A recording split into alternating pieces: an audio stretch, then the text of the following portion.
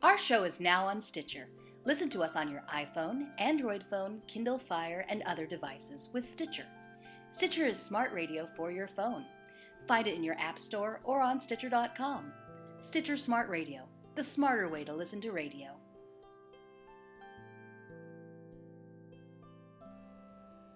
Pray with me if you will.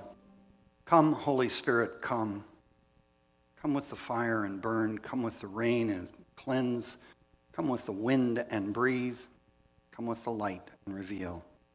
Convict us, convert us, consecrate us. Claim and call us with your care and concern, O God, until we do something. Amen.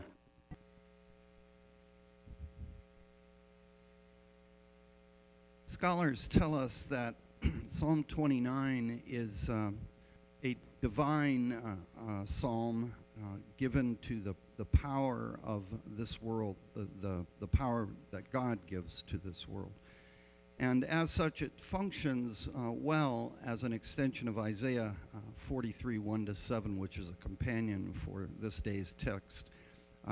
In the Isaiah text, it is another of the prophets' calls for calm in the face of fear. In the Isaiah text, the reader is reminded that God, who created Jacob and formed Israel, knows them by name. In the psalm, the people are called divine beings and are called to give power and thanks to God. This psalm was composed while Israel was in exile and therefore was intended to give comfort in difficult circumstances. In the midst of oppression, they are told what love looks like and how it names them as beloved. Two themes in particular stand out as providing assurance to the people of Israel in exile. First, Israel and her neighbors had a tendency to give divine power to weather because of its importance in their everyday lives. In this case, the use of a hymn formerly dedicated to Baal worship, and if you don't understand that, let me give you just a tiny thing. Baal was the antithesis of monotheism. They tend to have household gods, and there it's pretty interesting that the psalmist would use the same kind of motif. Furthermore, it's the psalm is a celebration of the rule of God, specifically Yahweh, the most holy name for God in Hebrew, so holy that it is never spoken and is never fully written out. It's usually only has three of the letters, the Y, the W, and the H. The others are left blank. The psalmist has actually entered into a philosophical argument about the character of power in this world. What appears most powerful to us in our everyday lives, namely Baal and the storms, may not be the case, says the psalmist. Without such revelation, the divine banishment of fear could never be seen by the people. Furthermore, in view of the first conclusion, the psalmist encourages us to look for real power in this world, to look for it in worship and not in our everyday lives. The introduction calls the community to worship in verses 1 and 2, and while the conclusion assures them of God's power in their midst, and that's the verses 10 and 11. These elements provide a framework for understanding the power of God in a thunderstorm. Now, we've just experienced a weather front named El Nino, which 6,000 years removed from this text still has religious connotations. El Nino does. Such is the power of Mother Nature. We certainly have seen it in pictures and on live news feeds. I read an article in the Daily News earlier this week that spoke of how the LA River roared to life I'm sure it's calmer now. It's had a few days to move. But in the Daily News article, the statement was that the power of the Los Angeles River was 200 times the force of the Colorado River. I don't know whether that's true, but it certainly, I've been on the Colorado River, and I have no interest of being on the LA River in a storm. Folks, that part of what's important for us to remember is we live in a desert. So that is some kind of awesome power, that water is. When I first came to this church, we had a system where people called in every day, and they rotated. They called each other, and then they called the church office to let us know those who lived alone were okay.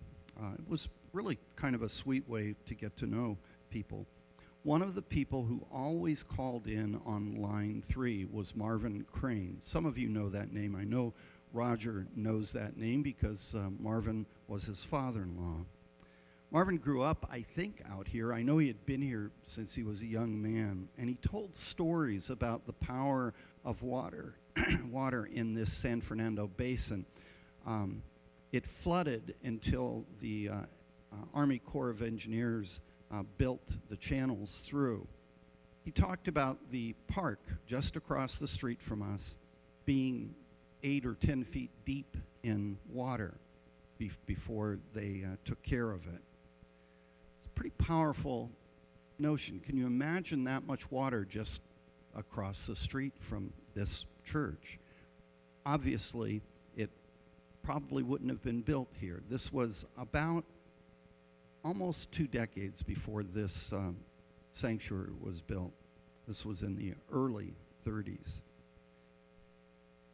The point, do we think about these kinds of things, about the power of nature, only when we're experiencing an earthquake or a flood or a hurricane? The power that the psalmist is talking about is about the power of love, about the power of God's love for us. That love has a name. It's holy. For us as Christians, that name is Jesus. There's a really old rock and roll song. Dave Mason, I'm told, penned it. Only you know and I know. My favorite line, besides some really wicked guitar work in it, is only you know and I know all the love that we have to show. Only you know and I know all the love that we have to show. But the tagline is, because when it gets down to just 2, I ain't no crazier than you. But we forget that. We think everybody's wrong, especially in the 21st century. I was reading the other day about the power of the internet, how it lets us Google anything in a nanosecond. That's a power. That's a positive power. The negative power is you can be an anonymous critic of everything in the free world. All you have to have is an opinion, and you and I know that $3 and an opinion makes you the world's critic. You can buy a cup of coffee and blast the world. So how do we name love? Some of you know how this works. As I'm marching into the year of 40 years of marriage, I think about this. I haven't a clue why I have a happy life other than I adore Sue and I've been really fortunate. I know I'm not the perfect catch. I don't need anybody to tell me that. But somehow it works. But I can hear the story. It was December of 1975, and I went to the same worship service my parents did. I worked on Sunday, but I worshiped with them, and they went home, and I went to my work.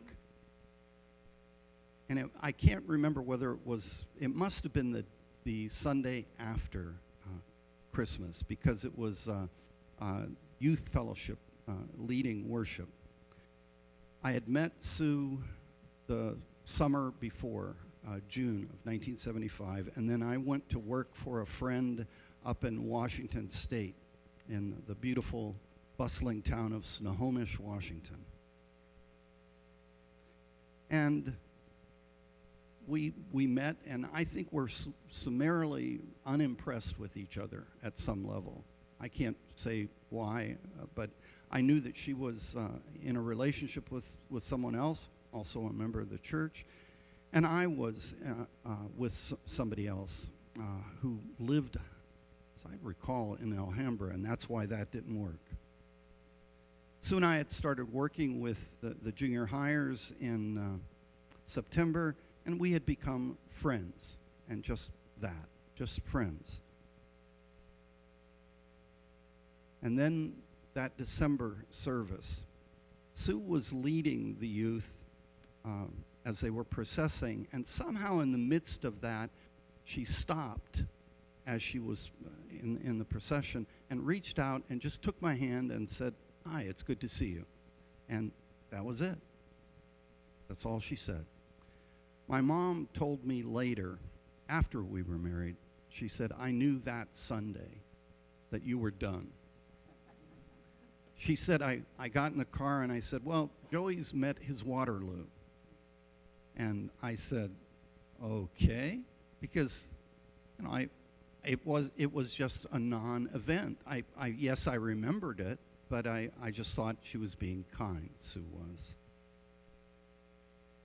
People can put a name to love. They see it. Now, I know that my mother was wise. I don't know whether she was just being intuitive or because she saw something in me as I received the greeting. But that's a name for love. For me, it happens to be Sue. So how do you get to that? Well, you pay attention to the names we say to each other. I was walking yesterday, and I'm on Laurel Canyon walking from Oxnard to Riverside, and I'm on the west side of the street, and I am hard of hearing. Those of you who know me know this.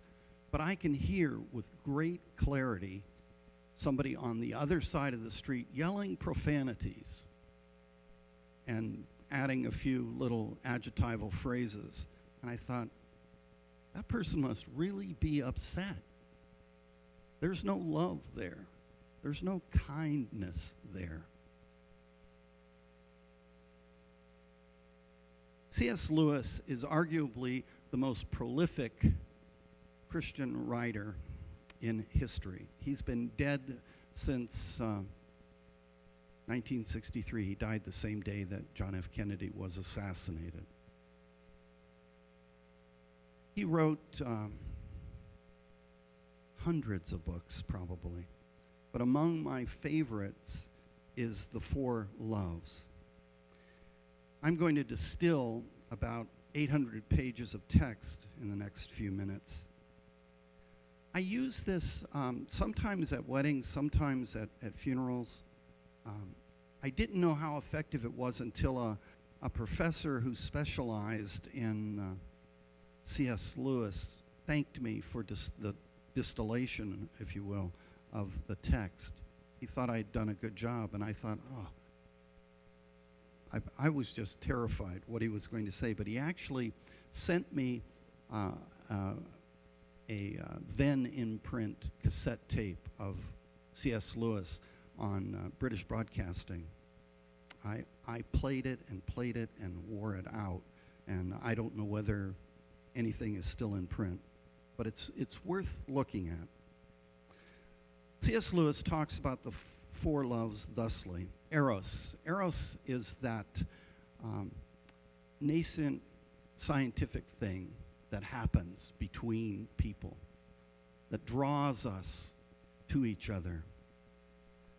It is the power of biology, it's the power of science, It's rooted in physicality, but ultimately it rests in the heart. Filial love is the love we have for brothers and sisters. Philadelphia is so named after that Greek word. Filial love links people who have no blood relation, but they have a heart and mind and soul relation. Storge is the Greek word for love of family. Any of us who have family, and I'm from a large family, one of 5, and then when you extend that, we could have 30 people at my mom's house for Christmas, Thanksgiving, or Easter. And strange things happen when you get that many people together. Adults go into bedrooms and cry because their feelings are hurt. Your strange uncle starts talking politics or worse, religion. And you think about running for the door. But Storge, in the words of Sir Toby Belch from Twelfth Night, Shakespeare put the words in his mouth and he said, "Are we not consanguineous? Are you not of my blood?" And there's something about being related by blood that even when somebody is not kind or caring, you remember that your blood. You might not choose them as friends, but by blood you are bound. And I would add that Lewis in part of the tape stretches this into what it means to be bound in the community of faith. We look around and see imperfections, and they abound. I'm at the head of that list of what it means to be imperfect. But we're reminded by Paul that you don't have to be perfect. You just have to understand that you're forgiven and move on and act like blessed people. The final word that Dr. Lewis talks about is agape. Agape is that wondrous love that the psalmist is speaking of, that the prophet speaks of. God's love for creation, for you and for me. Imagine knowing that God loves you and acting like it for the first time. The power of agape is that it is a wonderfully transcendent and powerful force, but you can never own it. You can only share it. A gift from God to us to be given to the world.